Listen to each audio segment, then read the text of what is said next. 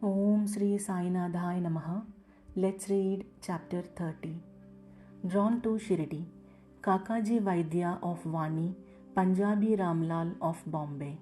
In this chapter, the story of two more devotees that were drawn to Shirdi is narrated. Preliminary. Bow to the kind Sai, who is the abode of mercy and who is affectionate towards his devotees. By his mere darshan, he does away with their fear of this bhava and destroys their calamities. He was first nirgun, formless, but on account of the devotion of his bhaktas, he was obliged to take a form. To give liberation, self-realization to the bhaktas is the mission of the saints, and for Sai, the chief of them, the mission is inevitable. Those who take refuge in his feet have all their sins destroyed and their progress is certain. Remembering his feet, Brahmins from holy places come to him and read scriptures and chant the Gayatri mantra in his presence. We who are weak and without any merits do not know what bhakti is, but we know this much, that though all others may leave us, Sai won't forsake us. Those whom he favors get enormous strength, discrimination between the unreal and the real, and knowledge. Sai knows fully the desire of his devotees and fulfills the same. Hence, they get what they want and are grateful. So, we invoke him and prostrate ourselves before him. Forgetting all our faults, let him free us from all anxieties. He who, being overcome with all calamities, remembers and prays Sai, thus will get his mind calmed and pacified through his grace. This Sai, the ocean of mercy, says Hemad Pant, favored him, and the result of this is the present work, Sai Satcharita. Otherwise, what qualifications had he, and who would undertake this enterprise? But as Sai took all the responsibility, Hemad Pant felt no burden nor any care about this. When the powerful light of knowledge was there to inspire his speech and pen, why should he entertain any doubt or feel any anxiety? Sai got the service in the form of this book done by him. This is due to the accumulation of his merits in his past births, and therefore he thinks himself fortunate and blessed. The following story is not a mere tale, but pure nectar. He who drinks it will realize Sai's greatness and all-pervasiveness. Those who want to argue and criticize should not go in for those stories. What is wanted here is not discussion, but unlimited love and devotion. Learned, devout, and faithful believers, or those who consider themselves as servants of the saints, will like and appreciate these stories. Others will take them to be fable. The fortunate bhaktas of Sai will find the Sai Leelas as the Kalpataru, wish-fulfilling tree. Drinking this nectar of Sai Leelas will give liberation to the ignorant jivas, satisfaction to the householders, and a sadhana to the aspirants. Now to the story of this chapter.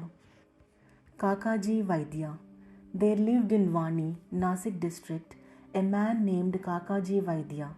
He was the priest of the goddess Saptashringi there. He was so much overwhelmed with adverse circumstances and calamities that he lost peace of mind and became quite restless. Under such circumstances, one evening he went into the temple of the goddess and prayed unto her from the bottom of his heart and invoked her aid to free him from anxiety. The goddess was pleased with his devotion, and the same night appeared to him in his dream and said to him, "You go to Baba, and then your mind will become calm and composed." Kakaji was anxious to know from her what that Baba was, but before he could get any explanation, he was awakened. Then he began to think as to who might be that Baba. to whom the goddess has asked him to go. After some thinking, he resolved that this Baba might be Triambakeshwar, Lord Shiva. So he went to the holy place Triambak, Nasik district, and stayed there for 10 days. During this period, he bathed early in the morning, chanted the Rudra hymns, did the Abhishekam, and did all other religious rites.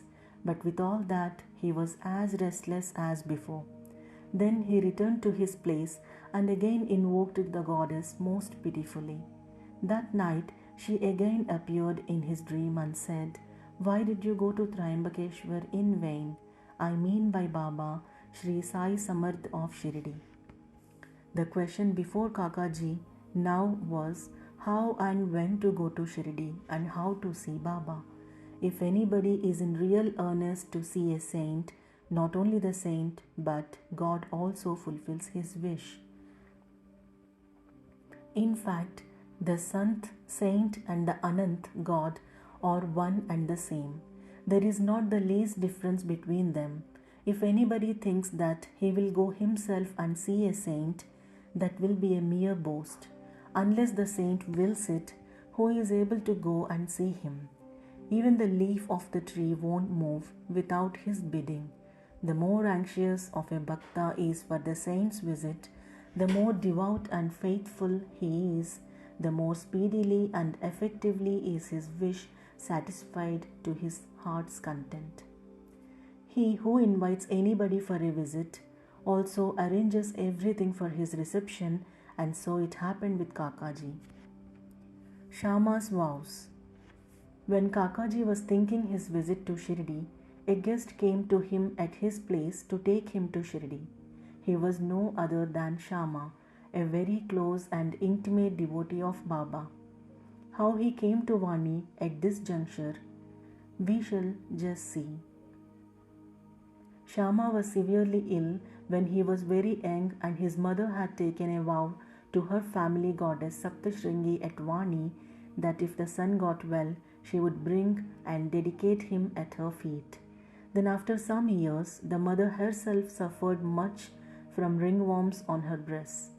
At that time, she again took another vow to her deity that if she got all right, she would offer her 2 silver breasts.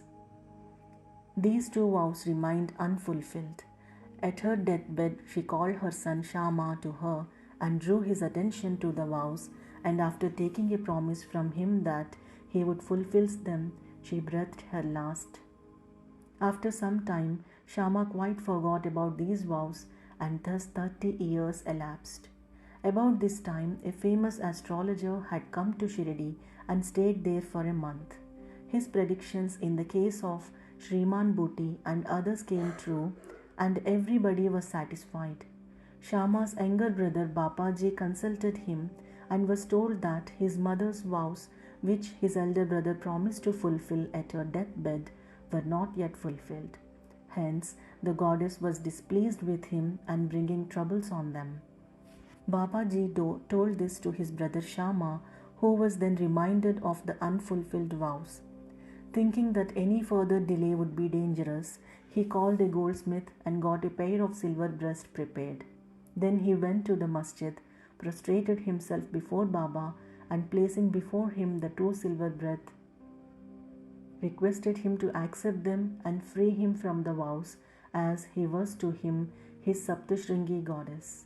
Then Baba insisted upon him to go himself to the temple of Saptashringi and offer them in person at the feet of the goddess. Then after taking Baba's permission and Udi, he left for Vani, and searching for the priest came to Kakaji's house. Kakaji was then very anxious to visit Baba, and Shama went there to see him at that very time. What a wonderful coincidence is this! Kakaji asked him who he was and whence he had come, and on learning that he came from Shirdi, he at once embraced him. So overpowered was he with love. Then they talked about Sai Leelas, and after finishing the rites of Shama's vows, they both started for Shirdi. On reaching the place, Kakaji went to the masjid and fell at Baba's feet. His eyes were soon bedewed with tears, and his mind attained calmness. According to the vision of the goddess, no sooner did he see Baba that his mind lost all its restlessness and it became calm and composed. Kakaji began to think in his mind, what a wonderful power is this. Baba spoke nothing. There was no question and answer, no benediction pronounced. The mere darshana itself was so conducive to happiness. The restlessness of my mind disappeared by his mere darshan. Consciousness of joy came upon me. This is what is called the greatness of darshan. His vision was fixed on Sai's feet and he could utter no word. Hearing Baba's Leelas, his joy knew no bounds. He surrendered himself completely to Baba, forgot his anxiety and cares, and got undiluted happiness. He lived happily there for 12 days and after taking Baba's leave, Odi and blessings, returned home. Kushal Chand of Rahata. It is said that a dream which we get in the small hours of the morning generally comes out true in the waking state. This may be so, but regarding Baba's dreams, there is no restriction of time. To quote an instance, Baba told Kaka Sahib Dikshit one afternoon to go to Rahata and fetch Kushal Chand to Shirdi, and he had not seen him since long. Kaka Sahib accordingly took a tanga and went to Rahata. He saw Kushal Chand and gave him Baba's message. Hearing it, Kushal Chand was surprised and said that he was taking a noon nap after meals when Baba appeared in his dream and asked him to come to Shirdi immediately and that he was anxious to go. As he had no horse of his own nearby, he had sent his son to inform Baba. When his son was just out of the village border, Dikshit's tanga turned up. Dikshit then said that he was sent specially to bring him. Then they both went in the tanga back to Shirdi. Kushal Chand saw Baba and all were pleased. Seeing this Leela of Baba, Kushal Chand was much moved. Punjabi Ramlal of Bombay. Once a Punjabi Brahmin of Bombay named Ramlal got a dream in which Baba appeared and asked him to come to Shirdi. Baba appeared to him as a Mahant saint, but he did not know his whereabouts.